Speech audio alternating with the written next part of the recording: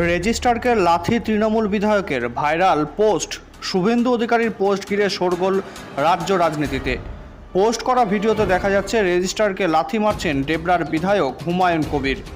সল্টলেকের স্বাস্থ্য বিজ্ঞান বিশ্ববিদ্যালয়ের যে সিসি ক্যামেরার ফুটেজ, তাতে লজ্জাজনক ছবি ধরা পড়েছে। হুমায়ুন কবির ডেবরার তৃণমূল বিধায়ক, তিনি লাথি মারছেন বিশ্ববিদ্যালয়ের সহকারী রেজিস্ট্রারকে, এরকমটাই দেখা গেছে সিসিটিভি ফুটেজে। সহকারী রেজিস্ট্রার প্রলয় চক্রবর্তীকে তার অফিসের ভেতরে লাথি মারছেন হুমায়ুন কবির। এক্স হ্যান্ডেলে ভিডিও পোস্ট করে অভিযোগ করেছেন বিরোধী দলনেতা। হিংসা থেকে বাঁচতে প্রলয় চক্রবর্তী তার কর্মক্ষেত্র ছেড়ে পালাতে বাধ্য হয়েছেন। লজ্জাজনক ভিডিও ধরা পড়লেও স্বাস্থ্য বিভাগ নীরব ও বধির। তৃণমূলের বিধায়ক হলে সরকারি কর্মচারীদের ওপর অত্যাচার, অবাধ অনুমতি।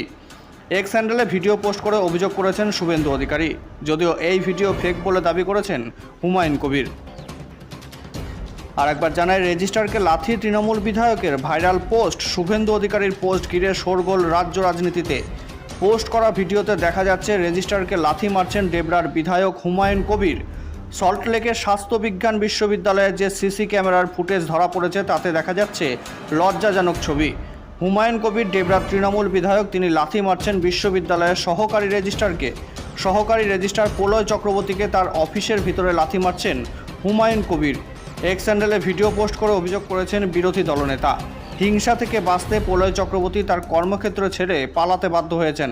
লজ্জাজনক ভিডিও ধরা পড়লেও স্বাস্থ্য বিভাগ নীরব ও বধির। তৃণমূলের বিধায়ক হলেই সরকারি কর্মচারীদের ওপর অত্যাচারের অবাধ অনুমতি পায়। এক্স হ্যান্ডেলে ভিডিও পোস্ট করে অভিযোগ শুভেন্দু অধিকারীর, যদিও এই ভিডিও ফেক বলে দাবি করেছেন হুমায়ুন কবির।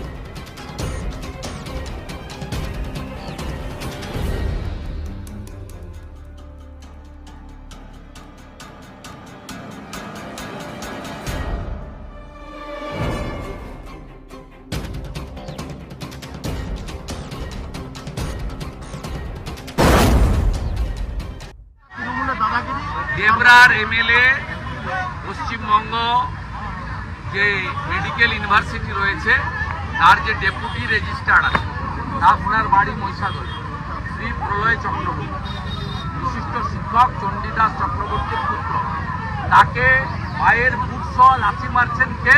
প্রাক্তন মন্ত্রী, প্রাক্তন আইপিএস, বর্তমান তৃণমূলের এমএলএ হুমায়ুন কবির।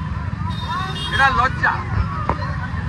অনুব্রত মণ্ডলরা গ্রেপ্তার হয় না বলে হুমায়ুন কবিররা সরকারি আধিকারিককে লাথি মারেন, আর সিসিটিভি ফুটেজ জোগাড় করে বিরোধী দলনেতাকে এটা সামনে আনতে হয়।